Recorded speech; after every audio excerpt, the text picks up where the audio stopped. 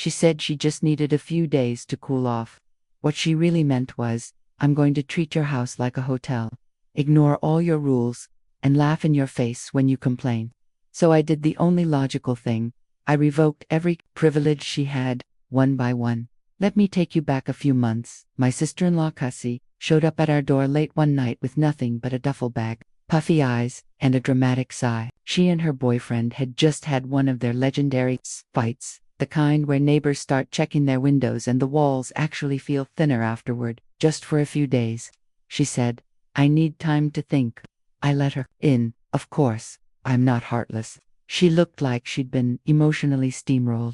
And everyone deserves a safe place to land when things fall apart. But even as I made up the guest bed, something in me whispered, this won't be short, and it won't be easy.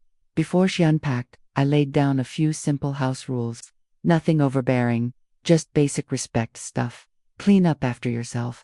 No loud music after 10, and absolutely, without exception, no smoking in the house. She was a smoker, and I couldn't stand the smell. I was upfront, calm, and clear. Cassie gave me this big, exaggerated nod, like I was being silly for even bringing it up. Of course, totally get it. Promise she didn't get it, not even close. At first, the guest act stayed on. She stayed in her room most of the time, ordered delivery, and spent hours scrolling through TikTok with her earbuds in. I thought maybe I'd misjudged her. But within the week, it all started to slip. The first red flag was the smell. I walked in from work one day and the living room reeked of stale cigarette smoke, that dry, bitter, choking kind that gets into the carpet and walls no matter how many windows you crack open. And there she was, casually perched near the window with a lit cigarette like she was on the patio of some dive bar. Cassie, you're smoking. Inside, I said, jaw clenched. She blew out a slow stream of smoke and shrugged. Relax, the window's open. It's not a big deal. I reminded her gently, maybe too gently, that I'd asked her not to. She gave me a little laugh and said, you're starting to sound like your mom. It was supposed to be a joke, but I wasn't laughing. In our family, being compared to my mom meant you were being rigid, controlling, and impossible to live with, and the fact that she said it with that smirk made it 10 times worse. Still, I gave her the benefit of the doubt. I told myself she was stressed, still upset over her breakup. People lash out when they're hurting. But what started as a cigarette turned into a pattern. The sink began overflowing with dishes. Her dishes, forks, mugs, food-smeared plates. She never lifted a finger. I cleaned up once, just to clear some space. But when I asked if she could start washing her own stuff, she gave me the classic, I'll get to it later. Later never came. And then came the music. It was like living with a DJ who didn't believe in time zones. Cassie had this portable Bluetooth speaker that she blasted at full volume, club beats, pop remixes, even the occasional screamo punk track at all hours of the night. 10 p.m. Still bumping. Midnight. She's vibing 2 a.m. Apparently, she found a remix of ocean sounds and trap music. I asked her nicely to turn it down. She rolled her eyes. God, you're being so uptight. Chill. You're acting like a grandma. That was it. That was the moment. Something in me cracked. Not with yelling, not with rage, but with strategy. She thought this was her space now. She thought kindness was weakness. She thought there were no consequences. She was wrong. The next morning, I got up before her and put my plan into motion. Step 1. I changed the Wi-Fi password. Cassie lived online, TikTok, Insta, Netflix, everything. Without Wi-Fi, she'd spiral. Step 2. I locked the laundry room. We share it, and she hadn't done laundry in nearly a week.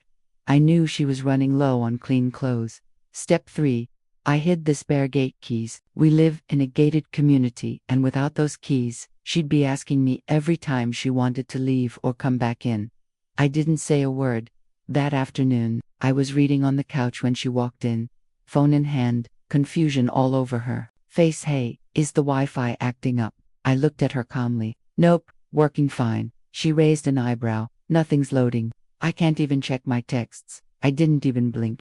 Yeah, I figured since you haven't been following the house rules, you must not need the house privileges either. Her jaw dropped. Are you serious? Dead serious.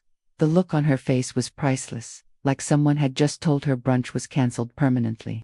She sulked, pouted, and slammed her door. I didn't chase her. I didn't argue, went back to reading. For 2 full days, she didn't say a word. The kitchen stayed a disaster, and I let it. The smell of smoke lingered faintly in the hallway, and I didn't even comment. But on day 3, I woke up to something beautiful. The kitchen, spotless. The sink was empty, counters wiped, the dishwasher was even running. She knocked on my door, not barging in for once. Her voice was sheepish. "Okay, can I have the Wi-Fi back now?" I looked her over. She was fidgeting like a teenager about to ask for her phone back. I smiled, slow and dramatic. "Only if you say the words." She blinked. "What words?" "You want back into the Queen's castle. You have to say it." Her eyes narrowed. "You're kidding." "Say it." A long pause. Then, with all the enthusiasm of a grounded child, "I will follow the Queen's rules." "In the Queen's castle." I handed her the Wi-Fi password like I was granting a royal pardon. Since that day, not a single complaint. The music stays off past 10. The ashtray she used to leave by the window, gone. Dishes, washed and dried.